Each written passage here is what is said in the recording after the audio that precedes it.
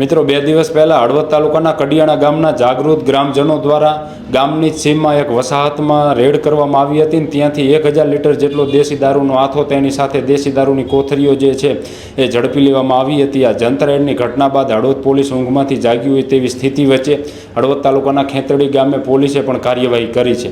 કારણ કે મિત્રો, મને તમને બધાને ખબર છે કે હળવદ તાલુકાના મોટાભાગના ગ્રામ્ય વિસ્તારમાં દેશી દારૂ વેચાતો હોવાની લોકો જે છે એ ફરિયાદો કરી રહ્યા છે.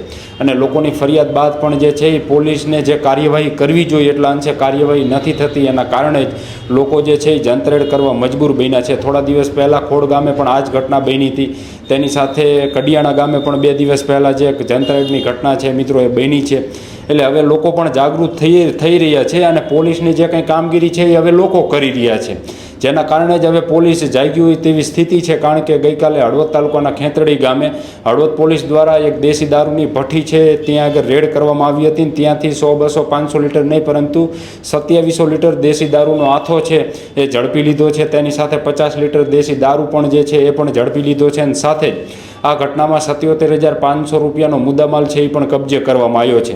આ દેશી દારૂની ભઠ્ઠી જે ઝડપાઈ જવા પામી છે, આ ઘટનામાં એક હર્ષદભાઈ મયાભાઈ દેકાવડિયા નામનો ખેતડી ગામનો જ વ્યક્તિ છે તેની સામે ગુનો દાખલ કરવામાં આવ્યો છે. અને સાથે જ આ બનાવમાં જે વ્યક્તિઓના નામ ખુલે તેની સામે પણ ફરિયાદ જે છે એ દાખલ કરવામાં આવશે.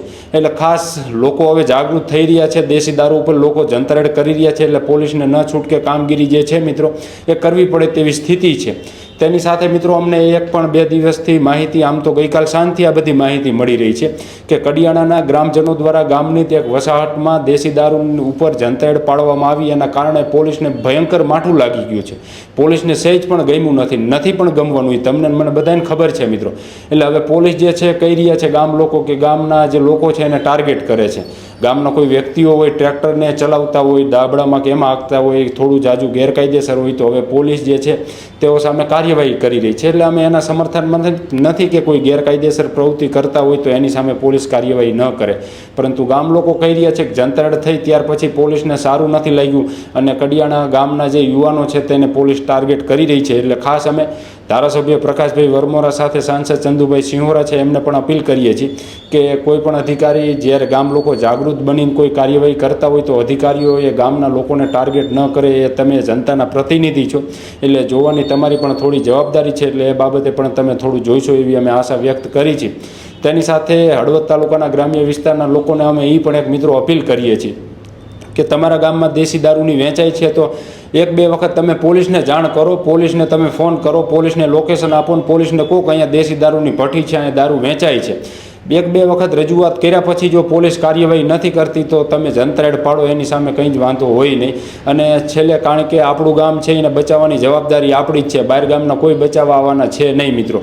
એટલે ગામમાં દેશી દારૂ જે છે મિત્રો એ વેચાતો હોય, બીજી ગેરકાયદેસર કંઈ પ્રવૃત્તિઓ થતી હોય તો એની સામે 100% કાર્યવાહી થવી જોઈએ. કારણ કે અમે જ્યારે કડિયાણા ગામના લોકોએ જંતરેડ કરી એમને કીધું કેટલાય યુવાનો છે એ દેશી દારૂ પી પીને મરી ગયા છે. ગામમાં ખુલ્લેઆમ કહી રહ્યા હતા કે દેશી દારૂની વેચાતો હતો.